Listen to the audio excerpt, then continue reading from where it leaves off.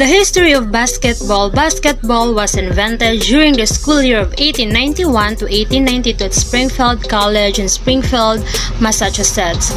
Dr. James A. Naismith conceived the idea of attaching pitch baskets at opposite ends of the gym on the track that encircle the playing floor. This is where the height of 10 feet for the basket was arrived at.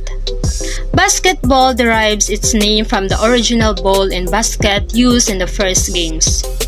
The game was introduced in YMCA's across America and also to foreign countries. Basketball became part of the Olympic Games in 1936. Nature of the basketball game. Basketball is played by two teams of 5 players each. The object of the game is to score more points than your opponent. The ball is passed, thrown, bounced, bat, or roll from one player to another. A player in possession of the ball must maintain contact with the floor with one foot unless the player is shooting, passing, or dribbling. Physical contact with an opponent can result in the foul if the contact impedes the desired movement of the player. There are 5 fundamental skills in playing basketball: the passing, jump shot, shooting, dribbling, and defense. Number 1 is passing, an alternative way to move the ball around the court that is not comprised of the act of dribbling. It means the ball should be handled with the thumb and finger pads and not with the palms of the hands. There are 3 common passes in basketball. Number 1 is chest pass. The ball is thrown from your chest to your teammate's chest with no bounce. Number 2, bounce pass. The ball is thrown from your chest and is bounced once before entering your teammate's hands near their chest area. This pass is the most difficult pass to defend. Number 3, overhead pass. The ball is passed from over your head into your teammate's chest.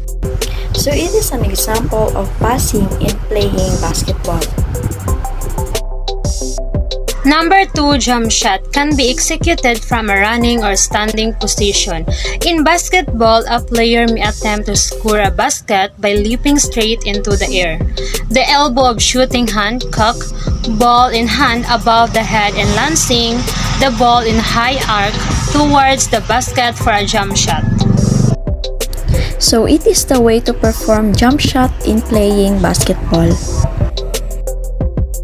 3 is shooting. It involves intricate skills and should be encouraged to develop consistent techniques. This requires the ability to properly hold and throw the ball into the air toward the basket while avoiding the defenders.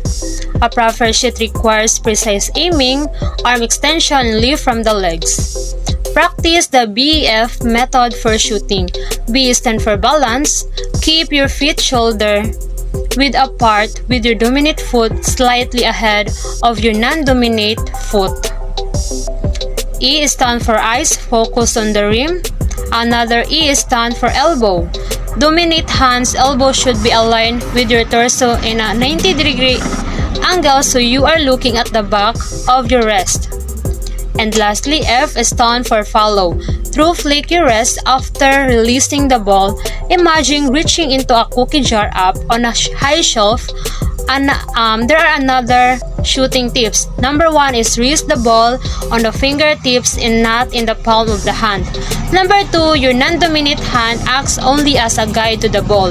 This hand doesn't assist in shooting the ball. And lastly, if shooting from a greater distance, you must jump in order to recruit power from your legs.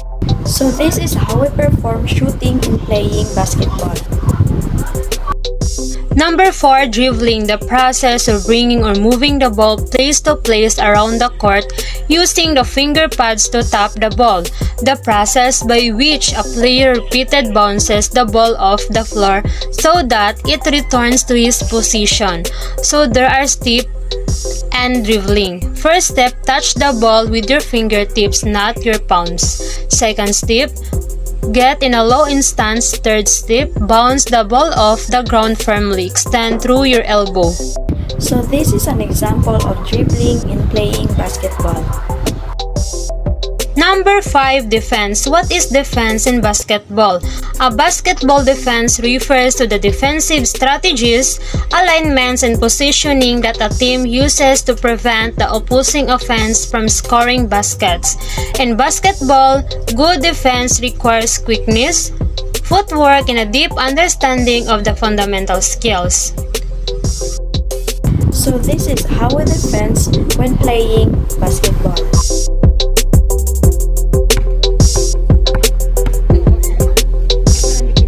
So those were the fundamental skills in playing basketball: the passing, jump shot, shooting, dribbling, and defense.